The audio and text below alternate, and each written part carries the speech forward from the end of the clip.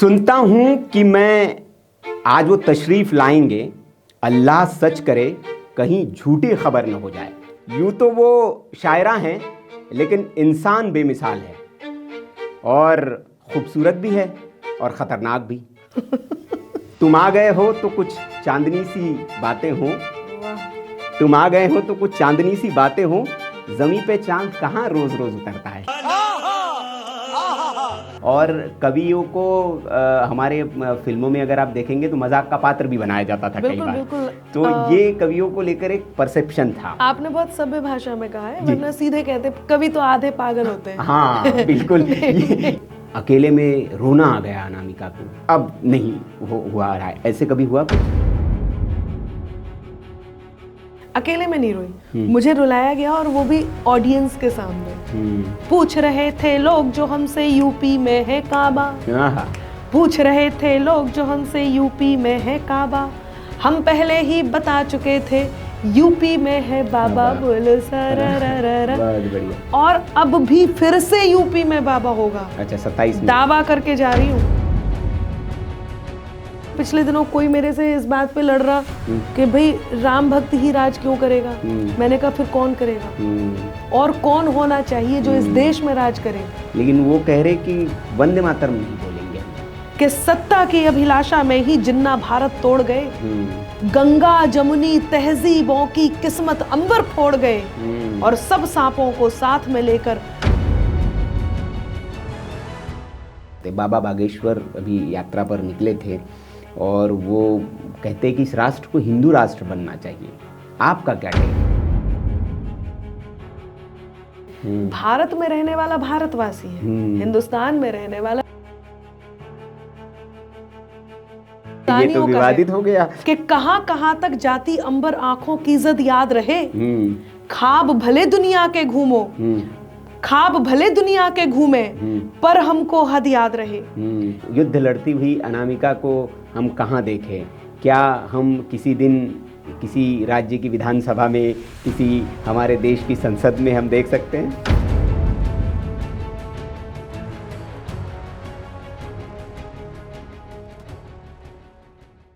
सुनता हूं कि मैं आज वो तशरीफ लाएंगे, अल्लाह सच करे कहीं झूठी खबर न हो जाए।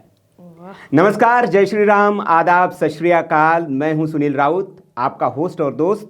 और यह खबर झूठी नहीं है क्योंकि वो तशरीफ़ ला चुकी है, हमारे स्टूडियो में पहुंच चुकी है और जिनके आने से महफिल रोशन हो जाती है, शब्दों को अर्थ मिलता है और अल्फाज खुद गुनगुनाने लगते हैं। यूं तो वो शायरा हैं लेकिन इंसान बेमिसाल है और खूबसूरत भी है और ख़तरनाक भी। ज़ुबान से मिस्री भी है और मिर्च भी। जब बोलती हैं तो अच्छों की वो बोलती बंद कर देती हैं। और आज इस एपिसोड में मिलेंगे हम उस अनामिका से जिसने अंबर बनकर संसार को चकित किया है। और इस अंबर में गीतों के तारे जब टिमटिमाते हैं तो उसके साए में लोग सुकून और चैन पाते हैं, इत्मीनान महसूस करते हैं। लेकिन जब उसके तरकश से जहर बुझे तीर निकलते हैं तो कई दिलों को घाव भी दे जाते हैं। उन्होंने इस सफ़र में दोस्त बनाए, प्रशंसक बनाए, लेकिन उसने उतने ही दुश्मन भी उन्होंने कमाए हैं। अनामिका का आज वो पहलू हम आपके सामने लाएंगे जो नेपथ्य में है, शायद जिसे आप नहीं जानते हो। और कोशिश करेंगे हम कि इस पॉडकास्ट में असली अनामिका से आप मिल पाएं। तो स्वागत है बुंदेलखंड की ख्यातिनाम कवियत्री अनामिका अंबर जी का। और तुम आ गए हो तो कुछ चांदनी सी बातें हों, तुम आ गए हो तो कुछ चांदनी सी बातें हों, ज़मीं पे चांद कहाँ रोज़ रोज़ उतरता है। कैसी हैं आप अनामिका जी? बहुत बढ़िया, मैं बिल्कुल वैसी हूँ जैसी आपने अपने परिचय में कहा है जी। और मुझे लगता है ये पहला ऐसा परिचय है जिसमें मुझे ऐसे लग रहा है कि अब हम बातचीत करेंगे क्या ही, आपको तो मेरे बारे में सब कुछ पता है। तो बहुत धन्यवाद आज यहाँ जुड़ने के लिए। जी अनामिका जी, बिल्कुल, जैसे मैंने कहा कि आज हम उस अनामिका से मिलने की कोशिश करेंगे और लोगों को मिलाने की कोशिश करेंगे जिस अनामिका को शायद लोग नहीं जानते हैं, और हमारी कोशिश रहेगी। वैसे तो अनामिका को संसार जानता है और उनकी बुलंद आवाज़, उनके गीतों के सब मुरीद भी है, और आप जब मंचों पर आती हैं तो आह और वाह दोनों निकलती है। तो मेरा सवाल ये है कि जब पहले थोड़ा सा हम शुरू करते हैं कि अनामिका को ये कब लगा कि अंबर बनना चाहिए? देखिए, मुझे ऐसे लगता है कि कभी किसी को ये पता नहीं चलता कि उसे कब क्या बनना चाहिए। जी। एक लक्ष्य होता है जिसके पीछे हम दौड़ते चले जाते हैं, भागते चले जाते हैं, और वो लक्ष्य यदि मिल जाता है तो हमें ऐसे लगता है कि ये लक्ष्य इसका भी अब रिकॉर्ड टूटना चाहिए, अब इससे आगे क्या हो सकता है वो देखना चाहिए। तो अनामिका को तो सच बताऊं कभी भी नहीं लगा कि अब उसे अंबर बनना चाहिए, लेकिन हाँ, ऐसा होता चला गया कि एक के बाद एक कड़ियाँ जुड़ती गई और एक आज जिस श्रृंखला के बाद जिस लड़ी को लेकर के मैं यहाँ बैठी हुई हूँ, वो ये हो सकता है कि कुछ ऐसे लोग जिंदगी में आए जो सीढ़ियाँ बनते गए और आज अंबर तक पहुँचाने के उपक्रम में मैं लगी हुई हूँ। मेरा बेसिकली सवाल ये था, जो मुझे लगता है कि अनुत्तरित रह गया, कि अनामिका को ये कब लगा कि कवि ही मुझे बनना चाहिए? वैसे मैंने जितना मैं जानता हूँ आपके बारे में और जो मैंने जानकारी जुटाई है, पढ़ा हूँ कि 8 साल की उम्र में आपने पहली कविता लिख दी थी। बिल्कुल। और पहली कविता वो तो यूं ही थी, उसका मतलब कोई मतलब नहीं था, वो भी सुनेंगे हम आपसे। लेकिन जो पहली कविता जिसने आपको पहचान दी वो थी एक शहीद के बेटे की दीपावली। जी बिल्कुल। तो आपका प्रश्न ये है कि अनामिका को ये कब लगा कि वो कवित्री है, हाँ, और उसे अब कविताओं का ही रास्ता चुनना है। तो आपके दोनों ही प्रश्न अनुत्तरित नहीं रहेंगे।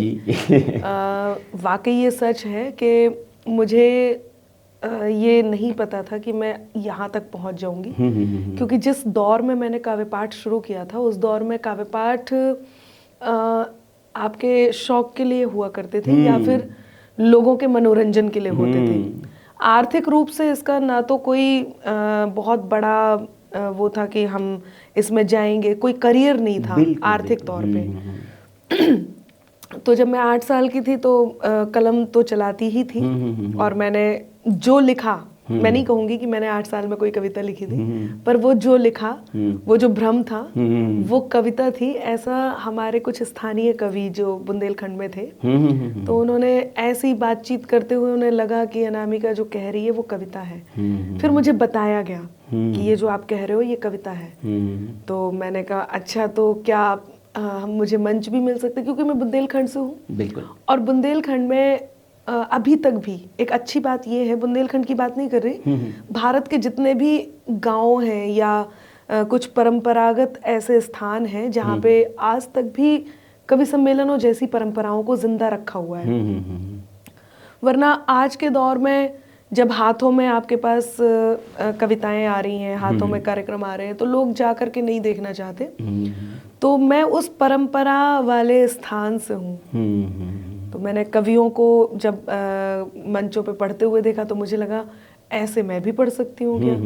फिर 13-14 साल की थी तब मैंने पहला मंच किया। अच्छा।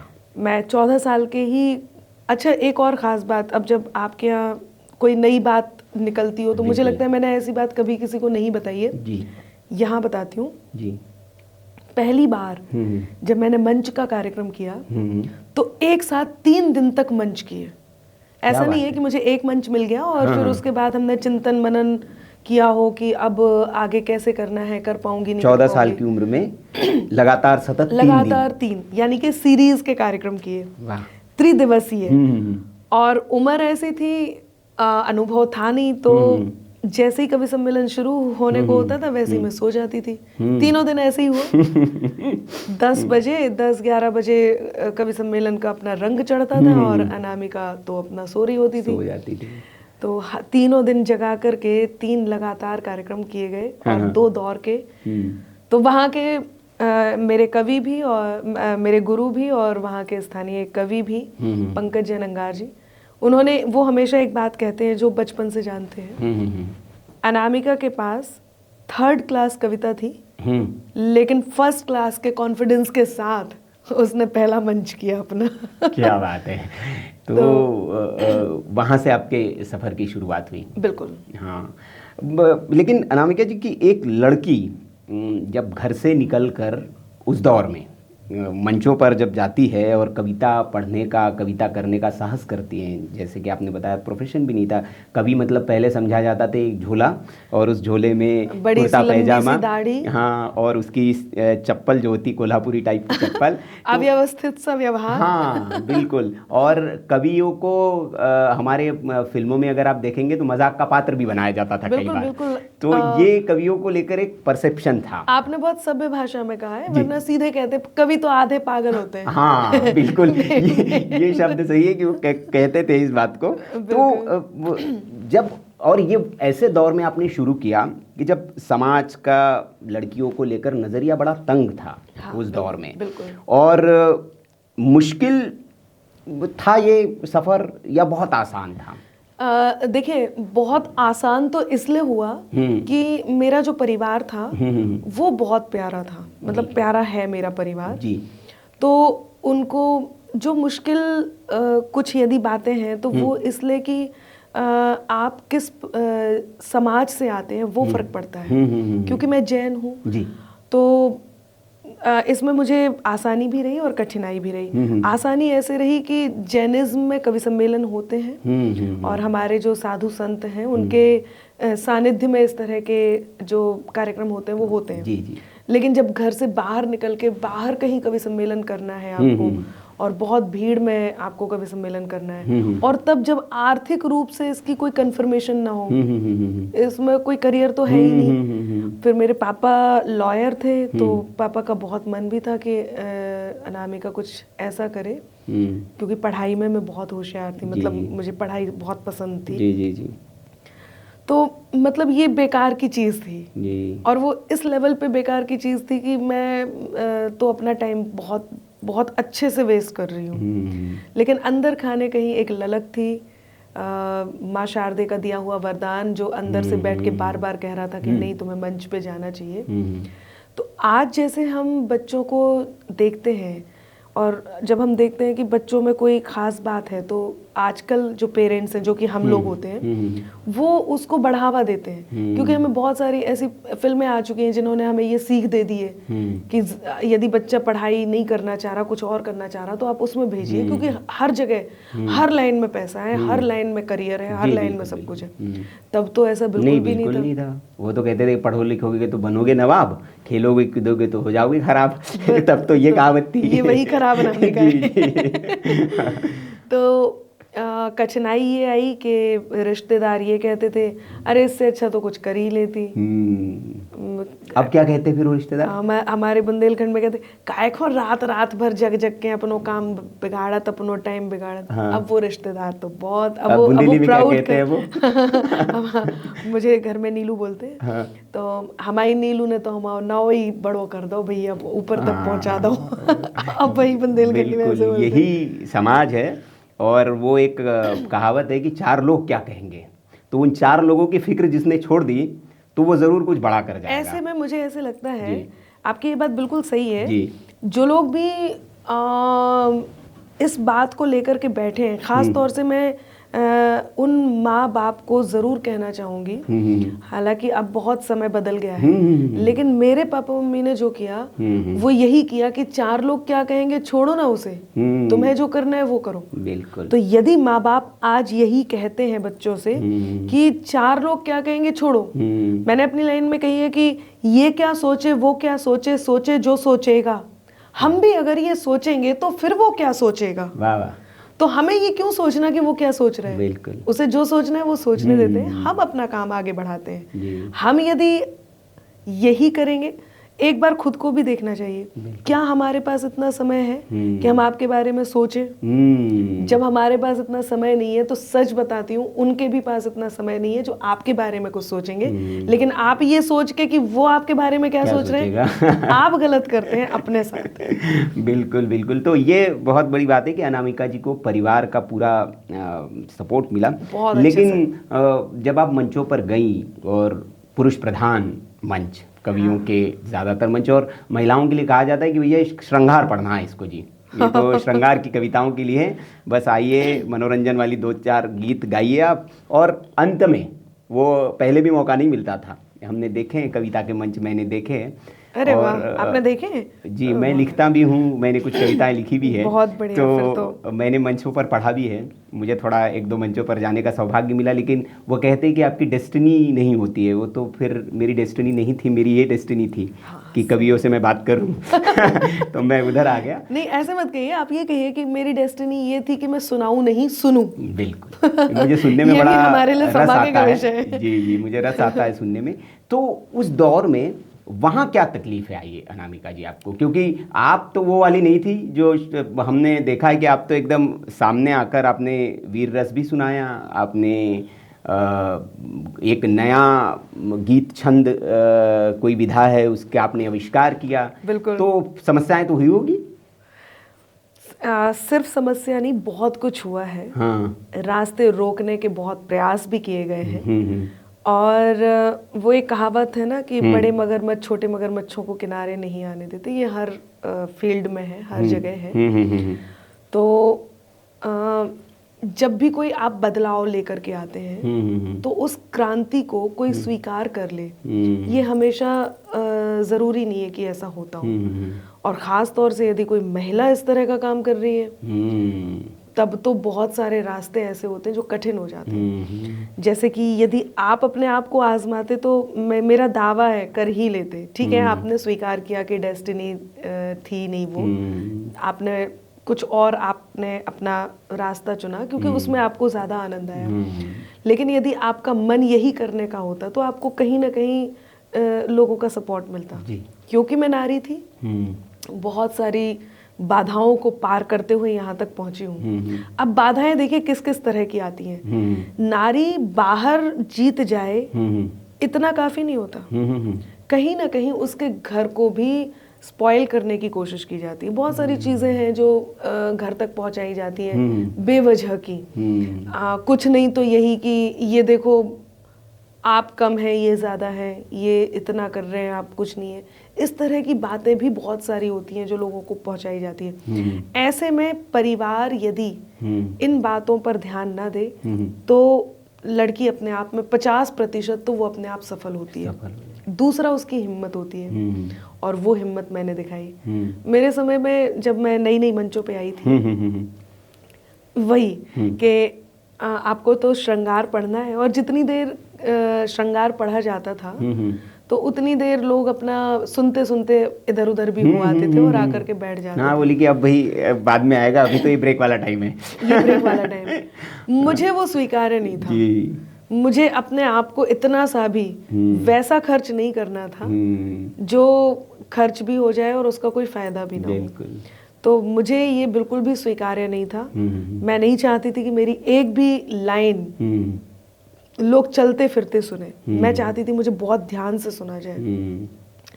और मैंने ये भी देखा कि जब सामने वाला इतने मेहनत करके सुना रहा है और लोग सुन रहे हैं तो मुझे ऐसे क्यों ग्रांटेड लिया जाएगा। मैं क्यों अपनी कविता सुनाते रहूंगी और लोग वाह भी नहीं करेंगे, लोग यहाँ वहाँ निकल जाएंगे। ऐसे में जो पुरुष प्रधान मंच जिसमें बागडोर किसी संचालक के हाथ में है, उस संचालक को बड़ा दुख होता था कि अच्छा ये जम गई, मतलब मेरी बिना हेल्प के जम गई, मेरी बिना सहायता के ये अपना काव्य पाठ भी कर लिया। तो वो जो हमें कठिनाइयां देते थे उन कठिनाइयों को पार कर करके लोगों तक पहुंचे। तो ये हमने तो सिर्फ सुना था कि फिल्म इंडस्ट्री में ऐसा होता है, ये कविता इंडस्ट्री में भी ऐसा ही है कि मेरे पहुंच के बिना कैसे भी कोई आगे बढ़ रहा है। बिल्कुल होता है, सिर्फ फिल्म इंडस्ट्री में नहीं, मुझे लगता है ये हर इंडस्ट्री में होता है। और यदि नारियां मुझे सुन रही हैं तो वो इस बात को मेरे साथ मतलब मेरी इस बात पर हस्ताक्षर जरूर करेंगी अपनी सहमति का कि हर क्षेत्र में होता है। और आप प्लीज बुरा मत मानिएगा, आप खुद पुरुष हैं लेकिन ये सच है और ये बहुत बड़ा सच है। स्तर बदल जाते हैं, आप किसी भी स्तर पे हो सकते हैं। जिस स्तर पे हैं उसी स्तर पे आपकी कठिनाइयाँ, आपकी चुनौतियाँ, ये सब आपका स्वागत करने के लिए उपस्थित होती हैं। ऐसे में एक और चीज होती है, नारियों में एक डर भी होता है जो ये बचपन से भर दिया जाता है ना हम में, कि आप यदि अच्छे दिख रहे हैं तो इसका मतलब ये ऊपर का माला खा लिया। तो और फिर हम शुरू से अधीन भी होते हैं। होता क्या है, हम तो रेस्पेक्ट करते हैं, हम कभी नहीं चाहते कि हमारा भाई हमसे पीछे चले, पति हमसे पीछे चले, या हमारा पिता हमसे पीछे चले। हम सब चाहते हैं कि वो सब हमें साथ लेके चले। इसको लोग गलत मान लेते हैं, इसको लोग सोचते हैं कि हम ये बोल रहे हैं कि हम आप पे निर्भर हैं। अब वो जो हमारी निर्भरता होती है वो कहीं ना कहीं ईगो को सेटिस्फाई करती है। जहां हम आत्मनिर्भर हो जाते हैं वहीं से ईगो क्लैश करने लग जाते हैं, और वहीं पे फिर आप कुछ और तो कर नहीं पाते, रास्ते कठिन कर देते हैं। तो बस उन्हीं कठिन रास्तों से उलझते हुए, जूझते हुए मंचों तक पहुंचे। तो इतनी परेशानियां आई, तो कभी ऐसा भी हुआ अनामिका के साथ कि अकेले में रोना आ गया अनामिका को कि यार ये मतलब अब बहुत हो गया, अब छोड़ देते हैं, अब नहीं हुआ रहा है, ऐसे कभी हुआ कुछ? देखिए, ये होता तो है, लेकिन आपने निर्णय क्या लिया वो सर्वोपरि होता है। छोड़ने का निर्णय तो मैंने कभी जिंदगी में लिया ही नहीं, लेकिन एक अच्छी बात ये थी, मुझे नहीं पता वो कौन सा ऐसी लम्हा था, कोई शक्ति साथ थी। अच्छा, ओके। ऐसी कौन सी जिसने ये कहा कि अच्छा ऐसा किया गया, अच्छा, अब देखो इनकी छाती पर डांस करेंगे। हाँ। और इन्हें दिखाएंगे कि अनामिका। मुझे शुरू से ही चुनौतियों से लड़ना, उन्हें चुनौतियों को स्वीकार करके उन्हें जीतना और उनसे ऊपर उठ के दिखाना शुरू से पसंद है। अकेले में नहीं, यदि मैं अकेले में रोती तो शायद एक बार कोई ये सोच सकती कि छोड़ देते हैं, नहीं हो पा रहा, ये लोग नहीं करने दे रहे। अकेले में नहीं रोई, मुझे रुलाया गया, और वो भी ऑडियंस के सामने। वहां पे रोना मुझे क्या हुआ था, बता सकते हैं? हाँ बिल्कुल बताऊंगी। वहां रोना कहीं ना कहीं मुझे संकल्पित कर गया। उस रोने ने मुझे वो जो आसमान दिया है, मैं बहुत आभारी हूँ। कुंवर बेचैन जी की पंक्तियां मुझे याद आती हैं। वो कहते हैं कि चोटों पे चोट देते ही जाने का शुक्रिया, चोटों पे चोट देते ही जाने का शुक्रिया, पत्थर को बुत की शक्ल में लाने का शुक्रिया, और तुम ना आती तो कैसे बनाता मैं सीढ़ियां, दीवारों मेरी राह में आने का शुक्रिया। तो मैं तो बहुत आभारी हूँ उनकी, जिन्होंने रास्ते कठिन बनाए। यदि नहीं बनाते, सपोर्ट करते, तो शायद आज हम बात नहीं कर रहे होते इस बारे में। और उसी बात ने मुझे ये संकल्प दिया कि जिस पर है अधिकार हमारा, हम वो ठिकाना छोड़ेंगे। जिस पर है अधिकार हमारा, हम वो ठिकाना छोड़ेंगे। क्या लगता है, चांद पे यूं ही आना जाना छोड़ेंगे? तो जलन है जिसकी फितरत यारो, उसको जलन मुबारक हो। हम तो अंबर कभी ना अपना हंसना हंसाना छोड़ेंगे। हम नहीं छोड़ेंगे, और हमने नहीं छोड़ा। बिल्कुल। वो घटना कुछ ऐसी थी कि जब मैं मंचों पे आई थी, तो जो एक कार्यक्रम का कोई करता धरता होता था, तो वो संचालक के हाथ में पूरा कार्यक्रम है, और उस कार्यक्रम में संचालक ये तय करेगा कि कौन क्या पढ़ेगा। अब सार्वजनिक रूप से क्या ही बताना, लेकिन लड़कियों के साथ एक और चीज़ जो उनको बहुत चैलेंज देती है, वो उसमें सिर्फ कविता कैसे पढ़नी है शायद वही मानने की बात नहीं होती है, और भी बहुत सारी बातें होती है जिसमें आपको उनके अधीन होने के लिए आपको चेष्टा करनी होती है। हाँ, फोर्स किया जाता है। मुझे तो कुछ भी नहीं स्वीकार्य था। उसका कारण भी था, भाई मैं आपके अधीन क्यों हूँ जब कविता मैं लिख रही हूँ, प्रस्तुति मैं दे रही हूँ। अंबर वैसे भी किसी के अधीन नहीं होता है। बिल्कुल। तो मुझे आपसे चाहिए ही कुछ नहीं। जब मुझे आपसे कुछ चाहिए नहीं तो मुझे आपको कुछ देना नहीं। तो मैंने अपने अक्खड़ मिजाजी में, मुझे इतना आइडिया नहीं था कि भाई यहाँ पे नहीं बात मानेंगे तो आपके रास्ते कठिन कर दिए जाएंगे और आपको मंच पे रोना भी पड़ सकता है, माइक पे रोना पड़ सकता है। ये नहीं पता था। हम तो अपना बढ़िया बुंदेलखंड के गांव के अपने अल्हड़, मैंने कहा नहीं भाई, मैं तो वही पढ़ूंगी जो मुझे पसंद है। ये ऐसे बात कैसे बोल दिया भाई? ये बात उनकी तो बेइज्जती हो गई। हाँ, ईगो पे हट कर गया। हाँ, वो 2-3 बार समझाया। फिर जो हमारे मंच के अध्यक्षीय कवि थे, उन्होंने बुला करके समझाया, बेटे वो गीत जो है ना आपका शहीद वाला, वो रहने देना, लोगों को प्यार मोहब्बत ही सुनना है। नहीं, मैं तो जो मेरा मन है वो ही सुनाऊंगी।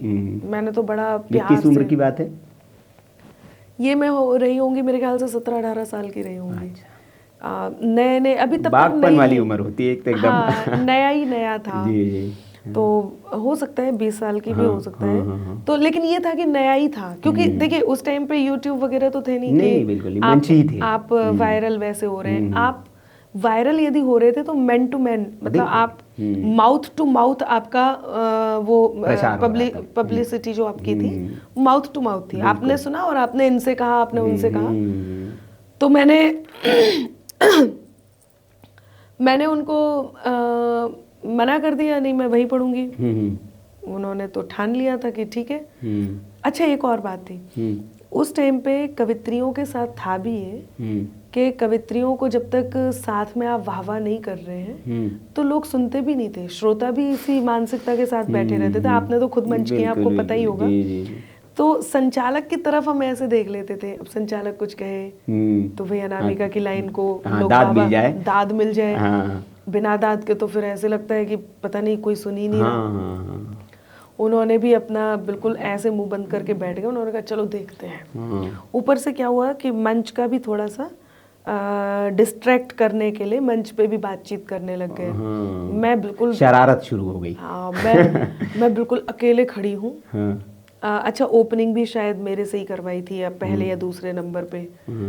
तो कोई खास अच्छी सी भूमिका भी नहीं बनाई। सामने वाले से कह दिया नहीं अभी बिल्कुल नई लड़की है, कवियत्री है, और आप सुनिए, आपको पसंद आएंगी। अच्छी बात है, ऐसा हो गया। मैंने सुनाई, अपने मोहन की मैं सावरी हो गई, अपने मोहन की मैं सावरी हो गई, लोग कहने लगे बावरी हो गई, मेरे तन मन में बजने लगी सरगमे, होठ से छू गई बांसुरी हो गई। आपने तो वाह कर दिया। वहां पे तो लोग सुनने को ही तैयार नहीं थे। ऊपर से संचालक ने माहौल ऐसा कर दिया। तो राजस्थान की बात है ये। अच्छा। तो वहाँ के बड़े संचालक हैं वो जी। नहीं सुना। अब मैंने एक बार बड़ी उम्मीद की नजरों से देखा कि कुछ तो ऐसा बोला जाए। कुछ भी नहीं हुआ। लोगों ने कह दिया बैठ जाओ बैठ जाओ। बड़ा बुरा सा माहौल हो गया। मुझे आधे में ही बैठना भी पड़ गया। मैं बैठ गई। संचालक जी आए, आते ही बोले बज गया ना बांसुड़ा। मैं समझा रहा था इस लड़की को कि भाई अच्छा, मंच पर बोल रहे हैं, माइक पे ऑडियंस। मैं समझा रहा था यहाँ पे ये सब नहीं चलता है, मेरी बात नहीं सुनी। अब देख लो ना, बज गया ना बांसुड़ा। तो बोले देखिए, यदि आप लोग तालियां नहीं बजाएंगे तो मैं दोबारा अनामिका को बुला दूंगा। तो लोगों ने जल्दी से ताली बजा दी। ये और ज्यादा हो गया। मतलब मैं वहां तो करके आई ही, और पीछे बैठने के बाद जो मेरी मॉकिंग की जा रही थी एक तरह से, वो इतना बुरा था ना। और फिर जिनके साथ बैठी थी तो सारे कवि कहते ना, जब आपका समय आपसे विपरीत चल रहा हो तो कोई भी सलाह देने लगता है। तो सब समझाने भी लग गए थे।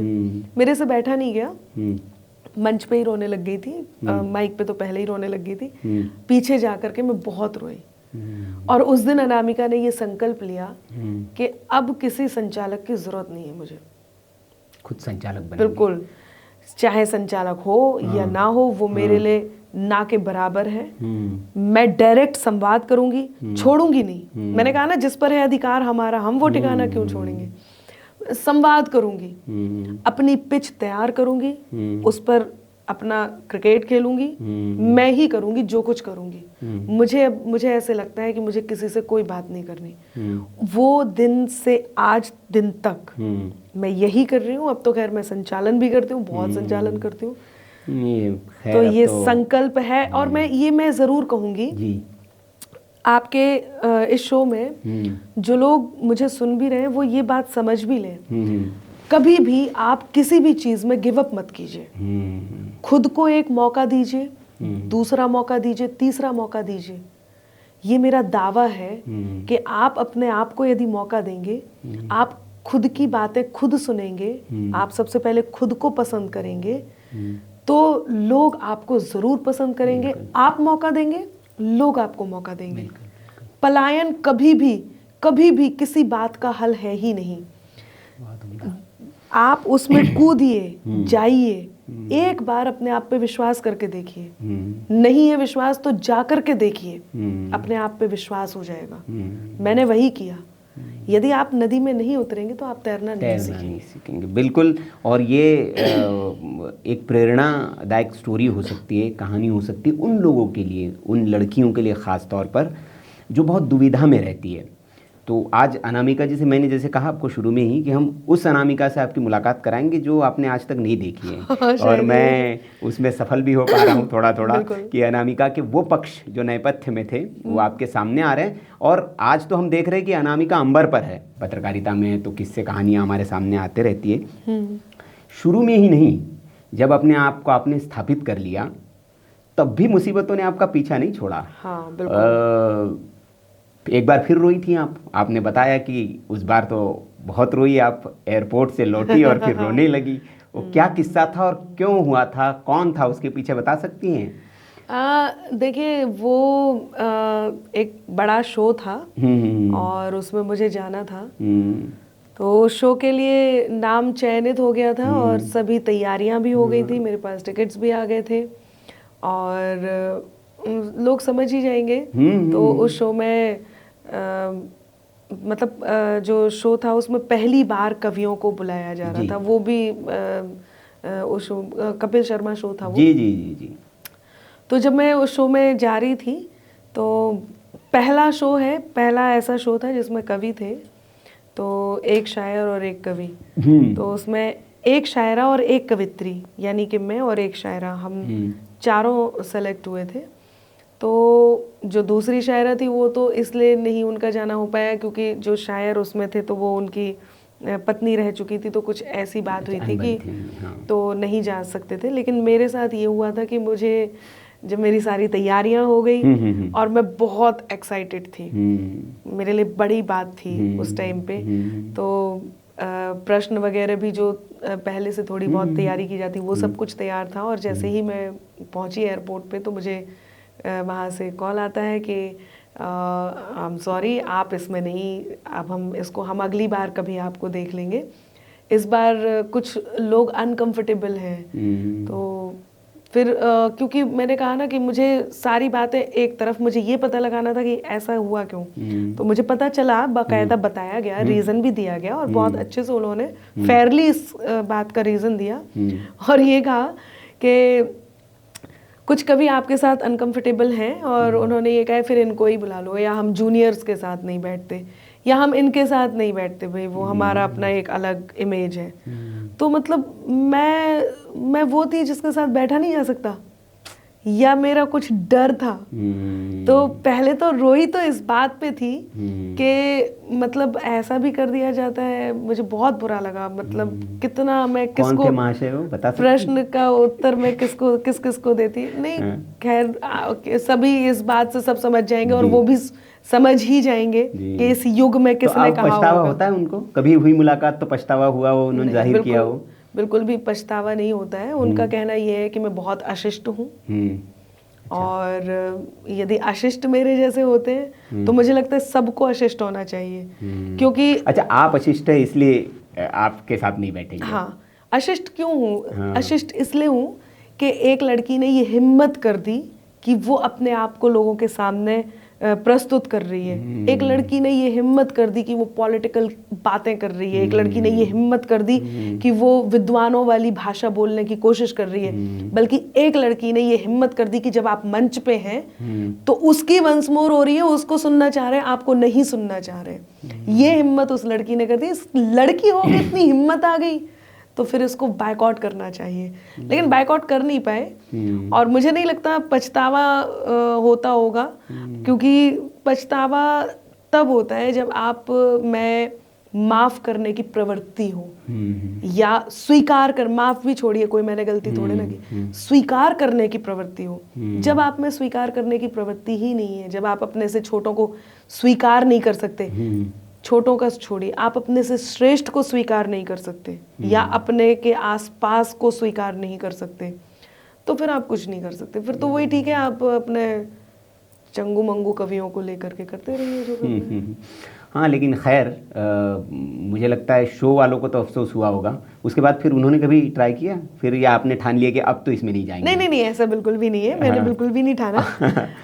मैं क्योंकि 2.5 साल तक मैं उसके बाद अपना खुद का शो कर रही थी ज़ी न्यूज़ पे, कवि युद्ध करके। तो बहुत सुंदर आपका और बहुत पॉपुलर उसको शो मैं था। एंकर कर रही थी। तो कई बार ऐसा होता है जब आप किसी चैनल से अनुबंधित होते हैं तो नहीं जा सकते, तो उन कुछ ऐसे कारण रहे। मैंने बताया ना कि वो शो उस टाइम पे बहुत ही बड़ी बात थी।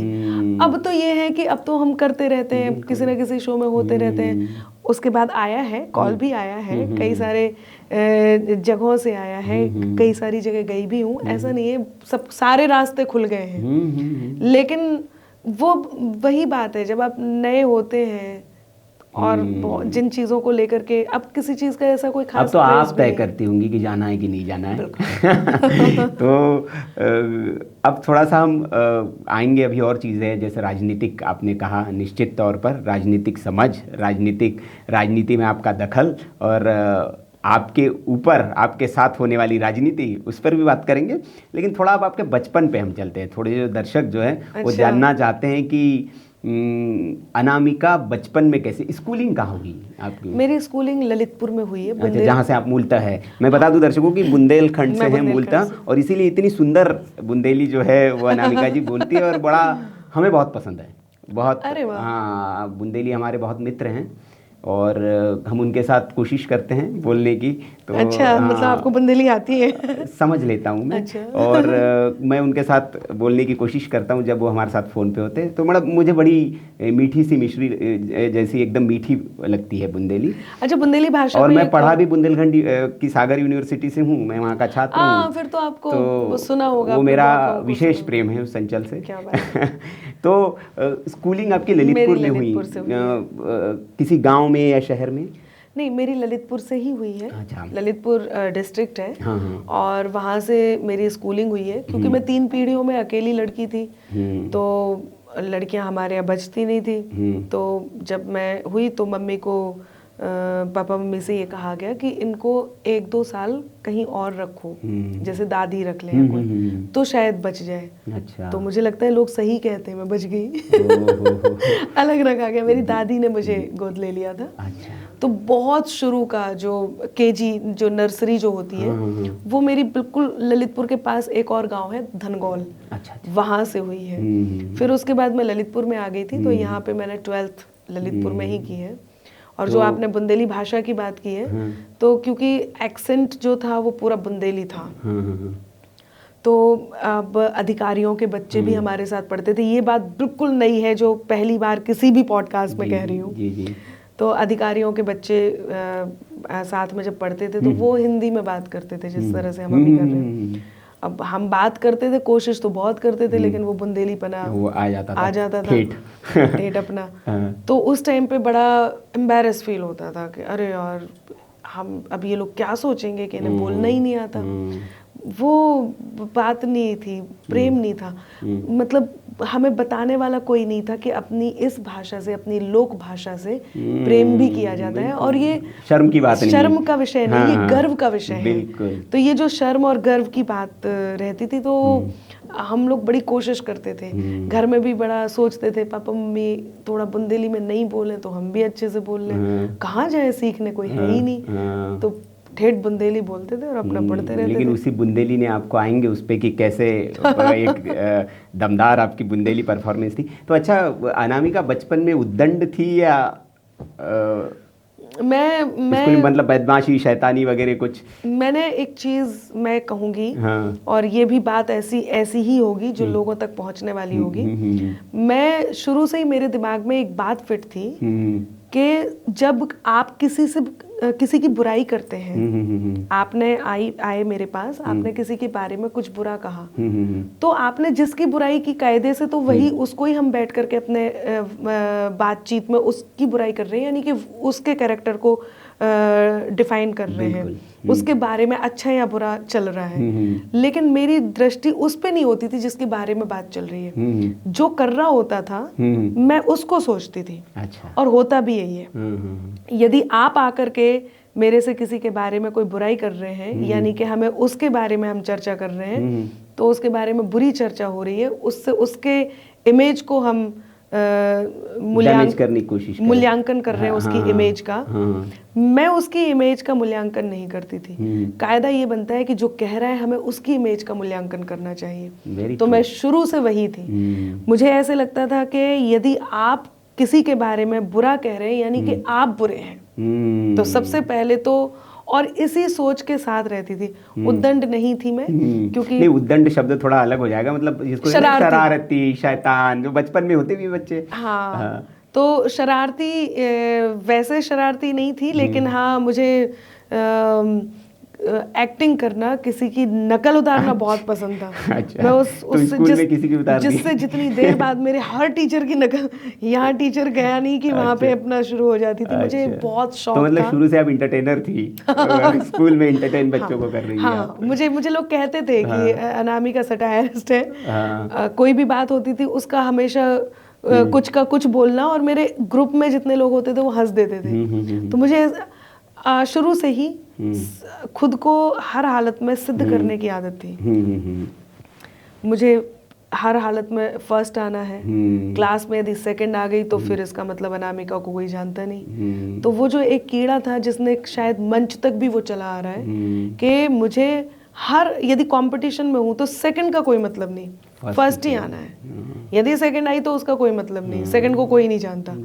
खूबसूरत सफ़र रहा। आपने कहा स्कूलिंग में आप थोड़ी सी शैतान, शरारती थी और एक्टिंग और लोगों की मिमिक्री, नकल उतारा करती थी। तो क्या अनामिका जी, बचपन में कोई सपना था? वैसे मैं थोड़ा सा दर्शकों को ये भी अपडेट दे दूं कि अनामिका जी के बारे में आप ये मत समझिए वो ब्यूटी विद ब्रेन हैं, वो खूबसूरत भी है और बहुत, वो उनके बारे में मैं थोड़ी बता दूं जानकारी जो मुझे हैं, वो अगर मैं गलत हूं तो अनामिका जी करेक्ट करेंगी मुझे, कि CPMT फर्स्ट अटेम्प्ट में आपने क्लियर कर ली थी जी। तो डॉक्टर अनामिका हो सकती थी, लेकिन उन्होंने उसको ठुकरा दिया। क्यों, ये पूछेंगे आगे। 3 बार इन्होंने सरकारी नौकरी छोड़ दी।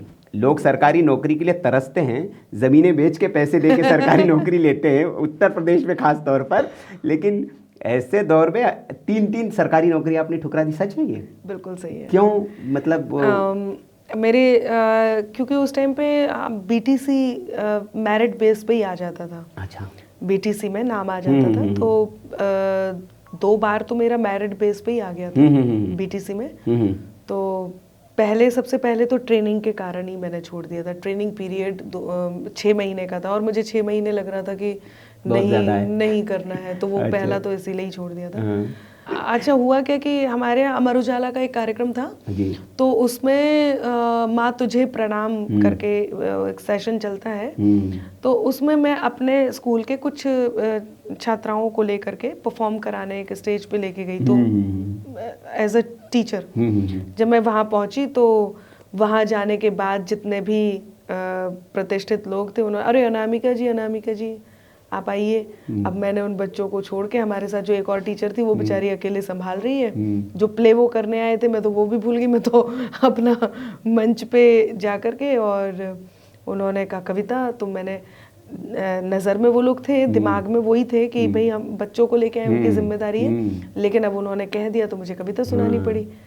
तो उसके बाद उनका प्ले भी करवाया, लेकर के ठीक से गए भी, लेकिन जो प्रिंसिपल ने झाड़ लगाई है और वो बहुत ज़्यादा था। मैंने कहा मेरे से तो नहीं हो पाएगा, मैं अपनी कविताओं और अपनी प्रस्तुति के बिना रह ही नहीं सकती। तो फिर मैंने वो भी छोड़ी। अच्छा। तो मुझे ऐसे लगा कि तो घर से कुछ बोला नहीं आपको कि यार कैसे? नहीं, बिल्कुल भी। मैं मतलब ये अच्छी बात थी कि घर वाले सब, हाँ, इस मामले में कि मेरे ससुराल वाले भी और मेरे मायके वाले भी, उन्होंने पूरी तरह से मुझे छोड़ रखा है कि आपका डिसीजन आपका है। और सौरभ जी क्योंकि इसी लाइन में है, बिल्कुल, तो वो हर बार तीनों बार उन्होंने ही समझाया। सबसे पहले तेरे से नहीं होगा, तू नहीं कर पाएगी। फिर भी मैंने कहा नहीं एक अच्छा, सौरभ जी से आपकी पहले से मुलाकात थी? हम लोग मंचों पे मिले थे। हाँ, तो प्रेम विवाह है? हाँ जी, हम प्रेम विवाह ही है। हाँ। और बहुत अच्छे से सोच के हाँ। कि हमें अपनी कविताओं को सम्मान देना है। हाँ। और मुझे लगा कि जो व्यक्ति कविताएं करता होगा वही सम्मान भी दे सकता है। तो ऐसा नहीं है कि सिर्फ सरकारी नौकरी ही छोड़ी है, मैंने सरकारी नौकरी जैसी चुनौतियां भी छोड़ी हैं। जैसे पापा का मन था कि शादी मतलब किसी अधिकारी से होनी चाहिए, वही बात है, भाई लड़का क्या करता है, कवि है। नहीं वो सब तो ठीक है, करता क्या है, कवि ही है, भाई खिलाएगा कैसे, कवि है तो, और इस लाइन में तो कुछ होता नहीं है। तो वही बात थी जी। तो वो भी एक चुनौती थी। वो भी आपने सरकारी नौकरी तो छोड़ी, आपने सरकारी आदमी भी छोड़ा। नहीं लेकिन आपने कविताओं के लिए सरकारी नौकरी छोड़ दी, सरकारी आदमी आपने छोड़ दिया, सरकारी तमगा आपका साथ नहीं छोड़ रहा है। वो सरकारी वाला तमगा तो आपके साथ आज भी चिपका है। आप, ये थोड़ा तीखा सवाल है कि आप जन कवि नहीं है, आप सरकारी कवि है। दुश्मन के हथियार नहीं कहलाएंगे, दुश्मन के हथियार नहीं कहलाएंगे, देश विरोधी धार नहीं कहलाएंगे, और सरकारी कहलाना है मंजूर हमें, लेकिन हम गद्दार नहीं कहलाएंगे। मैं बहुत खुश हूँ यदि किसी देशभक्त को ये कहा जाता है, जो भी कहा जाता है आप कहिए, क्योंकि हाँ, जिन लोगों ने आपके ऊपर प्रश्न उठाए उनकी गद्दारी पर अब प्रश्न उठ रहे हैं, और कुछ उनको खोज भी रही कहा जा रहा है पुलिस। तो वो क्या किस्सा था वो अनामिका जी? वो कहा गया कि वो तो भाई अनामिका जी को कौन जानता है, वो तो हमारी वजह से जानने लगे हैं लोग। वो तो कहे कि हमने एक गीत लिखा और उसका जवाब उनका तब जानने लगे। देखिए बहुत सारी चीज़ें ऐसी होती हैं। हाँ। प्रमाण का कोई अंत नहीं होता। भगवान श्री राम से उनके होने के प्रमाण मांगे गए, भगवान श्री राम से उनके, और जो कर्म है वो कभी नहीं छोड़ता। जिन्होंने प्रमाण मांगे उनके साथ क्या हुआ कि त्राही तुम पर टूट न जाए त्राण समय ने मांग लिया, रावण वध के लिए राम का बाण समय ने मांग लिया, और मांग रहे थे कल तक जो प्रमाण राम से होने का, कि मांग रहे थे कल तक जो प्रमाण राम के होने का, उनसे उनके ही होने का प्रमाण समय ने मांग लिया। वाह वाह, क्या बात है। प्यार दो चाहे दे दो गाली हम होंगे आभारी, प्यार दो चाहे दे दो गाली हम होंगे आभारी, सच्ची बात कहें तो सबको लगते हैं सरकारी, बोलो सारा जगीरा सारा। हाँ नहीं, ये बात आपकी अनामिका जी बिल्कुल सही है कि हम लोग भी उसी जिस दौर से आप गुजर रही हैं उस दौर से हम भी गुजरते हैं, क्योंकि हम लोगों को भी एक तमगा दे दिया गया है कि हम भी गोदी मीडिया हैं। हाँ, अब वो कौन किसके गोद में खेलता था, कहाँ खेलता था, अगर उस विषय को निकाले तो बड़ी, देखिए इसमें किसी को बिल्कुल निराश होने की जरूरत नहीं है, क्योंकि बित्ते होकर खुद को गज का नाप समझने लगते हैं। वाह। जरा बड़े हो बच्चे खुद को बाप समझने लगते हैं। हाँ। अभी आपने क्या प्रश्न पूछा था? हाँ। कि ये कहा था कि कौन जानता है, एक बार फिर से पूछिए ना वो प्रश्न, में जरा अच्छे से उत्तर देते, याद आ गया है। बिल्कुल नहीं, कह रहे थे कि भाई ये तो हमारे गीत के वजह से आपको जानने लगे लोग। हाँ, मतलब मैं 2 दशक से क्या कर रही थी। हाँ। तो जिन लोगों को ऐसे लगता है कि किसी एक गीत के कारण अनामिका अंबर को जाना जाता है, उनसे मैं कह देती हूँ कि बित्ते होकर खुद को गज का नाप समझने लगते हैं, जरा बड़े हो बच्चे खुद को बाप समझने लगते हैं, और 1-2 चींटी जिनकी अंबर राह छोड़कर गुजर गई, वही केचुए खुद को अक्सर सांप समझने लगते हैं। वाह वाह वाह। और जिन लोगों को ये सांप नहीं मिलते हो उनसे भी कहती हूँ कि आई नो पर फेंकता है कौन पत्थर देख लो, है विशैला देश में अब कौन सास्वर देख लो, अनामिका का या किसी और का, कि आईनों पर फेंकता है कौन पत्थर देख लो, है विशैला देश में अब कौन सास्वर देख लो, और बाम्बियों तक बीन लेकर बाद में जाना कभी, पहले अपनी आस्तीनों को झटक कर देख लो। क्या बात, यहीं बैठे मिलेंगे। और हम तो उत्तर प्रदेश से आते हैं, हमारे बाबा जी ने तो एक और बात कही है कि जहर वाणी का त्यागे, वो हर एक विद्वेष को छोड़े, विषैले दंत वाले इस मधुर परिवेश को छोड़े, और जिन्हें रहना पिटारे में रहे वो शौक से, लेकिन जिन्हें आस्तीन में रहना है मेरे देश को छोड़े। क्या बात है, वाह वाह वाह।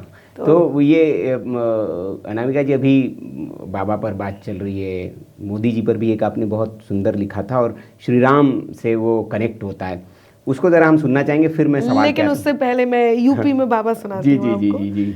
तो एक प्रश्न आया था, और वो जिस वेग से वो प्रश्न आया था, मैंने उसी वेग से वो उत्तर भी दिया। जी जी। पहले मैं आपको जोगीरा सुनाऊंगी। घटना क्या घटी थी? घटना ये थी कि साइकिल हाथी पंजा मंजा जोर जोर से भागे, बैठ के बुलडोजर पे बाबा निकले सबसे आगे, बोलो सारा रा रा रा जोगीरा सारा रा रा रा। और क्या हुआ था कि कहीं मिलाना विरोधियों को चुल्लू भर भी पानी, बाबा जी ने याद दिला दी सबको सबकी नानी, बोलो सारा रा रा रा जोगीरा सारा रा रा रा। पूछ रहे थे लोग जो हमसे यूपी में है काबा, पूछ रहे थे लोग जो हमसे यूपी में है काबा, हम पहले ही बता चुके थे यूपी में है बाबा, बोलो सारा रा रा रा। बहुत बढ़िया। और अब भी फिर से यूपी में बाबा होगा। अच्छा, 27 में दावा करके जा रही हूँ। अच्छा, तो कुछ लिखा है नया? बिल्कुल बता देती हूँ क्या होने वाला है। जी जी बताइए। कि ब्रजमंडल में भी भक्ति का अब के रंग चढ़ेगा। वाह। भगवान श्री राम को उनका धाम मिल गया। अच्छा। कि ब्रजमंडल में भी भक्ति का अब के रंग चढ़ेगा, कान्हा जी की जन्मभूमि पे मंदिर भव्य बनेगा, बोलो सारा रा रा रा जोगीरा सारा रा रा रा। क्योंकि राम खो मिल गई राम की अटारी, राम खो मिल गई राम की अटारी, आई कृष्णा की बारी। वाह। तो भाई ये सब प्रयोजन सिद्ध करने के लिए बाबा जी को तो होना पड़ेगा। का देखिए ये भी एक पक्ष है कि वो गायिका भी बड़ी सुंदर है। मतलब वर्सटाइल पर्सनालिटी आप देखिए, खूबसूरत तो है ही, और लिखती बहुत सुंदर है। शब्द माँ सरस्वती की कृपा है, और कंठ में भी माँ सरस्वती विराजती है। तो जरा मैं लाइन सुना देती हूँ, आपको रस आ रहा था तो मैं भी चाहती हूँ, बड़ा मन हो गया है। बिल्कुल। प्रश्न आया था यूपी में काबा। उत्तर ये है कि जौनजे काबा काबा लगे चिल्ल्याबे, जौनजे काबा काबा लगे चिल्ल्याबे, उन्हें इते हम आए बताबे, इते निया कछु दिखाबा, इते निया कछु दिखाबा, काहे के यूपी में बाबा है, यूपी में बाबा, यूपी में बाबा है, यूपी में बाबा। गोरखपुर को जो सन्यासी नीति नियम और नैतिकता का मर्म सियासत में होता, राम सरीखा राजा हो तो धर्म सियासत में होता। कि गोरखपुर को जो सन्यासी मन में लेके मथुरा काशी, जब से लखनऊ में जा बैठे, यूपी भर की मिटी उदासी, राजमहल को मंदिर कर दो, कि राजमहल को मंदिर कर दो, जब जनता को मिलो बुलावा, काहे के यूपी में बाबा है, यूपी में बाबा। क्या करा बाबा ने? एक शब्द भी झूठा नहीं है। जनता जानती है मैं जो कह रही हूँ वो सच है। कि तुष्टिकरण को नाव मिटा दो, तुष्टिकरण को नाव मिटा दो, अपराधन को गांव मिटा दो, फैजाबाद अयोध्या कर दी, राम लला को धाम बना दो, और बेबी काशी काशी कर रहे। बारीक बात है, समझना, शिल्प है। कि बेबी काशी काशी कर रहे, जोन करते काबा काबा, काहे के यूपी में बाबा है, यूपी में बाबा। दंगैल सबरे डरे जेल में, सोच के जा भरे जेल में, बाहर जे तो गोली घल जे, इसे तो हम परे जेल में। और पुलिस भी अपनी फॉर्म में आ गई, पुलिस भी अपनी फॉर्म में आ गई, मिट गो सबरो शोर शराबा, काहे के यूपी में बाबा। बिल्कुल बिल्कुल। और राम राज्य वाला एक जो था आपका, वो भी मैं सुनना चाहूंगा ब्लॉग में, फिर हम सवाल पे आते हैं। पिछले दिनों मेरे से अभी किसी ने पूछा कि आप ऐसा कैसे कह सकते हैं कि राम भक्त ही राज करेगा। भाई ऐसा मैं क्यों नहीं कह सकती। मैं पूछती हूँ, नहीं, राम भक्त कौन नहीं है इस देश में? आप भारत में हैं, किसी भी राष्ट्र की पहचान उसकी संस्कृति से होती है। बिल्कुल। और हम रामकृष्ण के देश में किसी और संस्कृति की कल्पना क्यों करेंगे भाई। और मैंने तो ये नहीं कहा कि राम भक्त ये है, मैंने ये बताया कि जो राम भक्त है कोई भी वही राज करेगा और वही करना ही चाहिए। वरना मुझे ये बताइए, अभी पिछले दिनों कोई मेरे से इस बात पे लड़ रहा कि भाई राम भक्त ही राज क्यों करेगा। मैंने कहा फिर कौन करेगा, और कौन होना चाहिए जो इस देश में राज करे। भाई हम मुझसे कहते हैं आप सरकारी हैं, क्यों नहीं, मुझे स्वीकार्य है, मैं मानती हूँ। यदि हमारे मुगलों के आतंक से हमारे देश की धरोहर का क्षरण हुआ, उस धरोहर को पुनर्स्थापित करने की विचारधारा का समर्थन करना सरकारी है, तो मैं सरकारी हूँ। हाँ, हमारी पहचान अगर जो छिपी हुई थी, जिस पर हमें गर्व नहीं था, उसको अगर कोई गर्व करा रहा है तो निश्चित तौर पर इसमें बुरा कुछ नहीं मैं है। आपको गिनाती हूँ ना किस बात पे सरकारी कहा। यदि उस धरोहर के पुनर्स्थापन, उसको सम्मान दिए जाने वाली विचारधारा का समर्थन करना सरकारी है, तो मैं सरकारी हूँ। हमारे सैनिकों से उनके शौर्य के प्रमाण मांगे गए, उस बात के विरोध की विचारधारा का समर्थन करना यदि सरकारी है, तो मैं सरकारी हूँ। सनातन को डेंगू मलेरिया कहा गया, उस सनातन के पक्ष में बात करना, उसकी विचारधारा का समर्थन करना यदि सरकारी है, तो मैं सरकारी हूँ। भगवान श्री राम के होने के प्रमाण मांगे गए, ये कहा गया आप मंदिर तो बनवाएंगे, तारीख नहीं बताएंगे। आज मंदिर भी तारीख भी बता दी, मंदिर भी बन गया, प्राण प्रतिष्ठा भी हो गई, और अब तो धर्म ध्वजा भी लहरा दी गई है। बिल्कुल।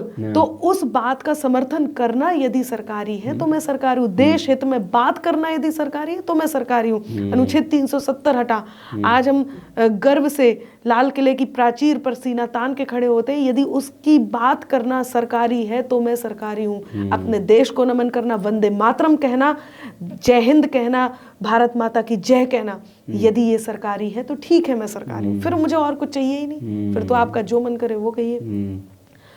तो मैंने ये कहा था कि तय कर लो अब सत्य सनातन की छाया हो शासन पर, तय कर लो अब सत्य सनातन की छाया हो शासन पर, राम भक्त ही राज करेगा दिल्ली के सिंहासन पर, राम भक्त ही राज करेगा दिल्ली के सिंहासन पर, राम प्रतिष्ठित किए जिन्होंने अवधपुरी के आसन पर, राम भक्त ही राज करेगा दिल्ली के सिंहासन पर। जय श्री राम, जय श्री राम, जय श्री राम, जय श्री राम। और बात यहाँ खत्म नहीं होती है कि राम लला को धाम मिला है जिस पर जग बलिहारी है, राम लला को धाम मिला है जिस पर जग बलिहारी है, अब काशी में ज्ञान वापिके शिव शंभू की बारी है, अब काश के नंदी के तप से विरोध की हर एक ताकत हारी है, अब काशी में ज्ञान वापिके शिव शंभू की बारी है। तो इस देश में जिसका ये देश है, उसको सम्मान मिलेगा, उसको स्थान मिलेगा, और हम सबका सौभाग्य जगेगा। बिल्कुल। तो आपने अभी जिन बातों का कहा, उसी पर एक प्रश्न मेरा, कुछ लोग अभी भी कह रहे हैं, अभी 150 वर्ष वंदे मातरम को हो गए हैं, लेकिन वो कह रहे कि वंदे मातरम नहीं बोलेंगे हम, क्योंकि ये हमारे मजहब के खिलाफ है जी। उनके लिए कुछ संदेश? देखिए, ऐसा नहीं है कि सब नहीं कह रहे हैं। हाँ। और जो कुछ, नहीं, मैं कह रहा हूँ कुछ, हाँ, वो कुछ कौन है? वो जिन्हें उंगलियों पर गिना जा सकता है, वो कुछ कौन है? सत्ता की अभिलाषा में ही जिन्ना भारत तोड़ गए। हमारी इतनी अच्छी संस्कृति, गंगा जमुना तहजीब की संस्कृति, हम इतने प्यार से रहते हैं, एकता की संस्कृति को जो डेंट लगाते हैं वो लोग कौन है? हिंदू मुस्लिम में जो विवाद खड़ा करते हैं वो कौन है? मैं बताती हूँ। जिन्हें गलतफहमी, उन्हें, कुछ लोगों को लगता है कि जो हिंदू राष्ट्र की बात करते हैं वो इस तरह की बात करते हैं। नहीं, आप देख लीजिए, चाहे आप उत्तर प्रदेश देख लीजिए, चाहे पूरे भारत वर्ष में देख लीजिए, क्या किसी विशेष वर्ग को किसी बात के लिए वंचित रखा जाता है?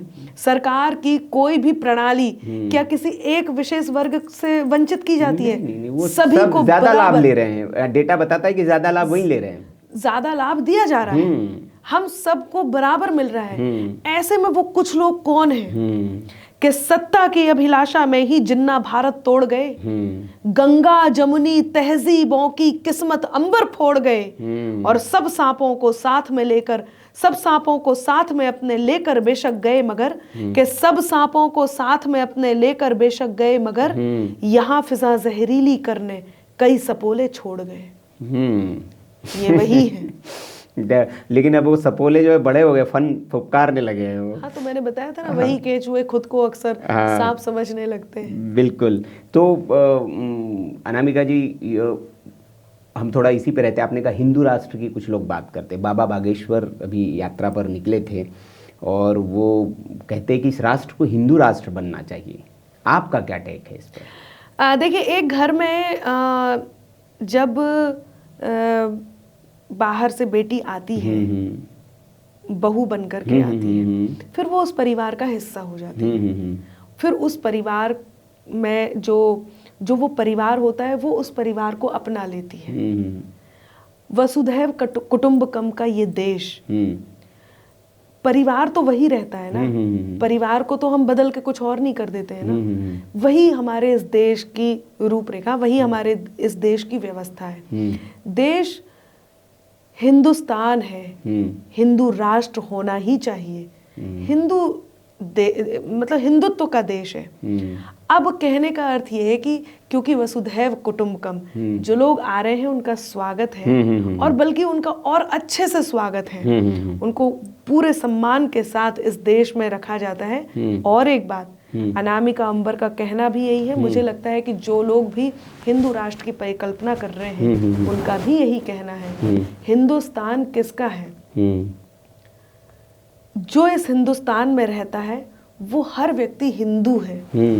आपके धर्म अलग अलग हो सकते हैं। मैं जैन हूँ, लेकिन हम सब क्योंकि हिंदुस्तान के हैं, हम भारत माता के हैं, तो भारत माता के सभी पुत्र पुत्री नहीं, फिर सभी वो कह रहे कि भाई हम कहाँ चले जाएं? आप हिंदू राष्ट्र इसको बना देंगे तो हम कहाँ चले जाएंगे? भाई आप भी तो हिंदू, मेरा देखिए, भारत में रहने वाला भारतवासी है, हिंदुस्तान में रहने वाला हिंदू है, हिंदू राष्ट्र में रहने वाला नहीं, ये फिर ये तो विवादित है। हो गया। आप कह रहे कि हिंदुस्तान में रहने हिंदू तो मुसलमान कहेंगे, भैया हम तो हिंदू नहीं है। आपसे मैंने क्या कहा कि देखिए, आप अपने धर्म को सम्मान दीजिए। सब हिंदू हैं, सब जो हिंदुस्तान में है, या इसको यदि मैं दूसरी भाषा में कहूँ तो जिनके दिल में भारत रहता है, हिंदुस्तान रहता है, वही हिंदुस्तान के दिल में रहते हैं। हिंदू राष्ट्र में किसी को कहीं नहीं निकाला जा रहा है। आपका स्वागत है, आप भी इस देश में हैं, सभी इस देश के हैं। तो आपका टेक है कि इसको हिंदू राष्ट्र बनना चाहिए। पुतिन जी आए हुए हैं और बड़ा गर्मजोशी से उनका स्वागत हो रहा है, और उनकी प्रधानमंत्री नरेंद्र मोदी और उनकी दोस्ती के किस्से बड़े मशहूर हैं, और नई नई कहानियां बन रही है उस पर। आप कुछ अभी आए हैं तो आप पुतिन जी के लिए कुछ स्वागत में उनके कहना चाहे। अनामिका अंबर की ओर से पुतिन जी का स्वागत हो रहा है। जी बिल्कुल। उनके स्वागत में मैं यही कहूँगी, मित्रता की आपने बात की है, और इस स्तर पे मित्रता होना तो बहुत ही बड़ी बात है। तो मैं यही कहूंगी कि अपनाकर अपनेपन को अपनापन अक्सर देते हैं। अपनाकर अपनेपन को अपनापन अक्सर देते हैं। खुद को मरहम कर लेते हैं और जख्म सभी भर देते हैं। हिम्मत के धागे टूटे तो उसके पास चले जाना। दोस्त हौसलों के दर्जी हैं, मुफ्त रफू कर देते हैं। वाह वाह, क्या तो इनकी दोस्ती को मैं यही पंक्तियां समर्पित करूंगी। और जो लोग कह रहे हैं वो कहते ही रहते हैं, यदि वो गुस्से में भी हैं तो उनसे भी कह देती हूँ कि शोर का स्वर सब बन सकते हैं, सरगम होना मुश्किल है। फूल की झुलसी पंखुड़ियों पर शबनम होना मुश्किल है। गुस्से में यूं उबल रही इस दुनिया को ये समझाओ, खंजर होना बहुत सरल है, मरहम होना मुश्किल है। वाह वाह। तो इस समय वो मरहम इस देश में मोदी जी हुए जा रहे हैं और लोग देख पा रहे हैं। फिर तो देखिए, दृष्टिकोण की बात है। मैं हमेशा कहती हूँ कि वही क्रूरता जग जाती है, वही नम्रता सोती है, वही उगाती दंभ भावना, वहीं पे करुणा बोती है। और अब ये हम पर है कि हमको किस पर शासन करना है। एक अयोध्या और एक लंका सबके मन में होती है। वाह, बात तो तब है जब आप लंका को रहने दें, अयोध्या को अपनाएं। आप समझ जाएंगे कि इस देश के हित में किस स्तर पर बातचीत चल रही है, किस स्तर पर प्लानिंग चल रही है। तो यदि आप सकारात्मक दृष्टि से देखेंगे तो सब कुछ बहुत अच्छा होगा, और नहीं तो कहाँ कहाँ तक जाती अंबर आंखों की इज्जत याद रहे। कुछ लोग इस बात से नाराज है कि हमें मिलने नहीं दिया जा रहा। अभी आप सुन रहे होंगे, उन्हें सलाह दे देती हूँ। नहीं, लेकिन ये भी प्रोपेगेंडा है, उस पर हमने एक रिपोर्ट भी कर रहे हैं हम कि लगातार मिलने दिया जा रहा है और मिल भी रहे हैं। आप कई डेलीगेशन के साथ मिले तो ये झूठ है, ये प्रोपेगेंडा है। आप इस पर मेरा टेक है, मैं थोड़ा सा अनामिका जी कहना चाहूँगा, क्योंकि एक पत्रकार का ये भी धर्म है कि हम विपक्ष को भी थोड़ी सी नैतिकता सिखाएं, राजनीति सिखाएं। तो 15 अगस्त का जब कार्यक्रम होता है हमारे देश का गणतंत्र दिवस, उस कार्यक्रम में एक नेता प्रतिपक्ष गायब रहे, ये ठीक है। 26 जनवरी के कार्यक्रम में नेता प्रतिपक्ष न जाए, ये ठीक है। देश का उपराष्ट्रपति जब शपथ ले तब आप कहीं और चले जाए, शपथ ग्रहण में ना आए, ये ठीक है। और ऐसे अनगिनत मौके जब नेता प्रतिपक्ष की कुर्सी खाली दिखे तब ठीक है। और एक जगह आप कहें कि नहीं मिलने दिया रहा, तो ये प्रोपेगेंडा है, देश की जनता जानती है। अगर आपको लगता है कि देश के नेता प्रतिपक्ष आप हैं, तो आपको हर मौके पर आपको पद पर रहते हुए, आप तब राहुल गांधी नहीं है, आप नेता प्रतिपक्ष है और आपको 15 अगस्त के कार्यक्रम में जाना चाहिए। आपको उपराष्ट्रपति के शपथ ग्रहण में जाना ही चाहिए। आपको यदि आपका मन ये है कि आपको देश के लिए कुछ करना है जी, तो आपको फिर देश के लिए कुछ करना चाहिए। बिल्कुल, तभी देश आपके लिए कुछ करेगा। जब आप दिख ही नहीं रहे हैं, जब आप करते हुए नहीं दिख रहे, इसीलिए तो मैं कह रही हूँ। हाँ, आप कह रही थी, सॉरी, यही बिल्कुल आपकी बात का ही निचोड़ है कि कहाँ तक जाती अंबर आंखों की इज्जत याद रहे। ख्वाब भले दुनिया के घूमो, ख्वाब भले दुनिया के घूमे, पर हमको हद याद रहे कि कहाँ तक जाती अंबर आंखों की इज्जत याद रहे। ख्वाब भले दुनिया के घूमे, पर हमको हद याद रहे। और सीढ़ी चढ़कर आसमान तक जाना बेहद मुश्किल है। आपने केवल कह दिया कि सीढ़ी चढ़कर आसमान तक जाना बेहद मुश्किल है। तलब चांद की रखने वालों को अपना कद याद रहे। वही बात है, आपको चांद चाहिए पर आपको कद नहीं पता। पहले उस लायक कद बनाइए। हाँ बिल्कुल, और इस देश की जनता से आपको कनेक्ट होना पड़ेगा, जुड़ना पड़ेगा, तब आप। खैर, ये तो सियासत की बात हुई और बहुत सवाल है अनामिका जी, बहुत बातें आपसे करनी है, लेकिन वक्त भी एक वक्त की भी सीमा है और उससे भी हमें ध्यान रखना है, क्योंकि आपका बड़ा कीमती वक्त है, आगे भी कहीं और आपको जाना है। बहुत आभार आपका कि आपने हमारे दर्शकों को इतना समय दिया। अंतिम जाते जाते एक प्रश्न की अनामिका अंबर को, वीके न्यूज़ के दर्शकों को अगर कुछ कहना हो, वैसे तो ये सारा पॉडकास्ट ही एकदम प्रेरणा से भरा हुआ है और बहुत कुछ देने वाला है, लेकिन अंत में जाते जाते कुछ कहना हो। देखिए, मैं एक बात ज़रूर कहूँगी, विश्वास, भरोसा एक बहुत बड़ी चीज़ है। तो यदि आपको ऐसे लगता है कि आप कहीं कमज़ोर पड़ गए, मैं बहुत बोलती हूँ, मैं हर बात का उत्तर देती हूँ, लेकिन उसके बाद भी कई बार मुझे ऐसे लगता है कि काश मैंने ये उत्तर, अभी मैंने किसी फिल्म में एक डायलॉग सुना था कि लड़ाई के बाद यदि आपको कोई पंच याद आ रहा है तो फिर वो अपने मुंह पे मार लो। यदि आप, ये मैंने भी कहीं सुना था। तो जिस टाइम आप बात कर रहे हैं उस टाइम पे आपको बाद में यदि इस बात का आपको रिग्रेशन हो रहा है, आप रिग्रेट कर रहे हैं कि अरे उस टाइम पे मैंने ये बात क्यों नहीं कह दी, और ये अमूमन लोगों के साथ होता है। और ख़ास तौर से यदि आप उस स्थिति में फंस जाते हैं जहां किसी ने आपको चुनौती दी और आप चुपचाप सुन करके आ गए और आपको बाद में ऐसे लगता है कि इसने मेरे साथ बुरा किया, तो फिर ऊपर वाले पे विश्वास रखिए। वो इतना शानदार है, उसके न्याय की कल्पना आप कर ही नहीं सकते हैं। कभी मत हताश होइए, कभी मत हिम्मत हारिए, कभी मत रोइए, कभी मत परेशान होइए, क्योंकि मत सोचना इस बात का हिसाब नहीं है। मत सोचना इस बात का हिसाब नहीं है कि तुम जैसा किसी और का रुआब नहीं है।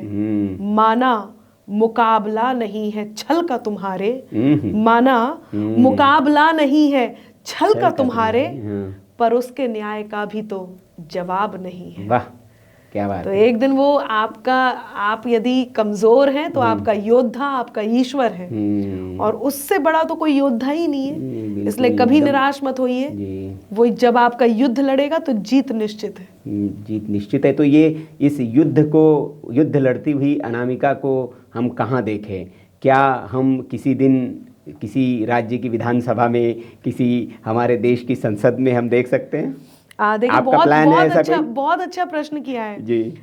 मैंने कहा ना कि मैंने हर वो रास्ते, हर वो चीजें छोड़ी जहां से मेरी बात नहीं सुनी जा सकती थी। बिल्कुल। तो मैंने वो बात, वो मंच, वो स्थान चूज किया जहां पे मेरी बात सुनी जाती थी।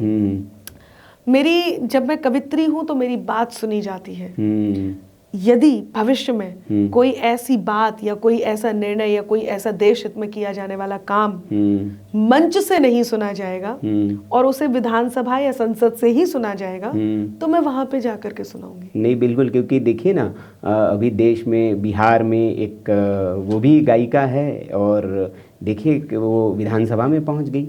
तो क्या अगले विधानसभा चुनाव लड़ने की कोई तैयारी? मैंने कहा ना कि मुझे वो बात, अच्छा, मौका मिलेगा जरूर, बिल्कुल जरूर भी है और जरूरी भी है, क्योंकि उस बात को कहने के लिए यदि मंच पर उस बात का कोई महत्व मंच पर यदि नहीं है, तो हमारी ओर से विधानसभा जाके और संसद जाके सुनाएंगे। बिल्कुल, तो हमारी ओर से आपको अग्रिम बधाई और शुभकामनाएं। हम उम्मीद करते हैं कि आपका जो ये ख्वाब है, वैसे तो जो आपने ख्वाब देखे उसको हासिल किया और लड़कर हासिल किया, तो ये भी आपको मिले, ऐसी हमारी शुभकामनाएं। और खूब आपका सफ़र अच्छा हो अनामिका जी, खूब, और अंबर में सूरज की तरह खूब चमके आप, ये हमारी शुभकामनाएं। और इस देश के लोगों को खूब आप एंटरटेन करती रहें, खूब हंसाती रहें, खूब उनको प्रेरणा देती रहें, ये हमारी शुभकामनाएं। और आप आईं, आपने इतना समय हमें दिया, इसके लिए हम आपके बहुत आभारी हैं। और मैं भी बहुत आभारी हूँ। कई बार क्या होता है, बहुत सारी ऐसी बातें होती हैं जो हम चाहते हैं कि हम करें जी। तो मैंने बताया ना कि मंच है, विधानसभा है, संसद है, कई बार ऐसी कुर्सी भी होती है जिस पर बैठ करके हम बात करते हैं। तो इसके लिए आपका बहुत बहुत आभार आपका। और हमारे दर्शकों को ये पॉडकास्ट कैसा लगा ज़रूर आप हमें बताइए कमेंट बॉक्स में। किसी और शख्सियत के साथ आप हमें देखना चाहते तो सुझाएं हमें। ऐसे ही अनवरत देश दुनिया में जो अपना नाम रोशन कर रहे हैं, जो लोग हैं, जो दुनिया को कुछ दे रहे हैं, समाज को कुछ दे रहे हैं, उनको हम इस शो में लाते रहेंगे और आपके लिए उनसे गुफ्तगू हम करेंगे। बहुत बहुत आभार। नमस्कार।